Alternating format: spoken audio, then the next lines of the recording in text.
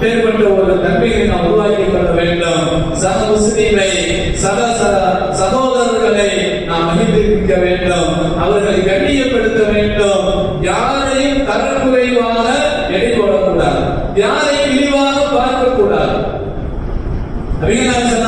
சொன்னாங்க, யாரையும் இழிவாக கேவலமாக பார்க்காதே, அவர் உன்னை விட அல்லாஹ்விடத்தில் உயர்ந்தவராக இருக்கிறார் என்று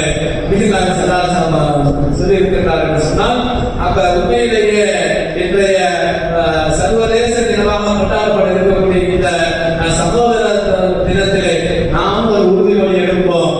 எங்களுக்கு மத்தியில் வாழக்கூடிய எல்லாரையும் நாம் சகோதரர்களாக பார்ப்போம், யாரையும் நாம் விரோதிகளாக பார்த்துவிடக் கூடாது, யாரையும் நாம் அந்நியர்களாக பார்த்துவிடக் கூடாது.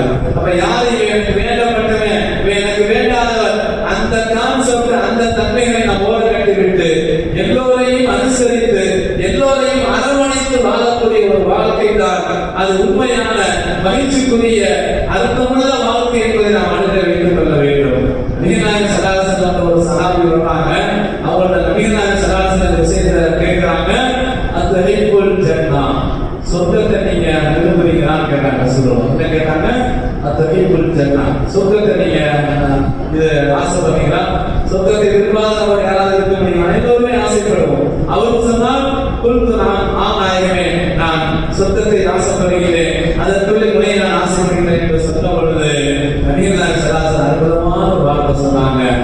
அப்படியா, நீ சொர்க்கத்தை நீ ஆசைக்கின்றாயா, ஆசைப்படுகின்றாயா? அப்படி என்று சொன்னால் எவ்வளவு ஆழமான அற்புதமான வார்த்தை.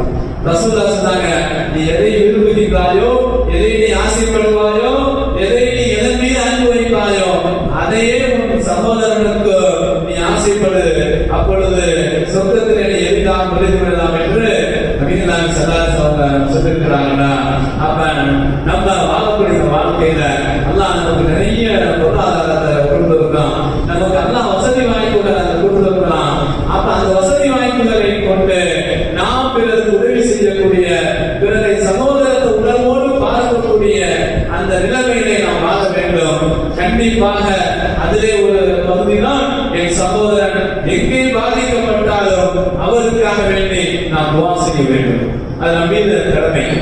எங்கே இருக்கக்கூடிய பலஸ்தீனில் வாழக்கூடிய, ரஃபாவிலும் காசாவிலும் வாழக்கூடிய என் சகோதரன்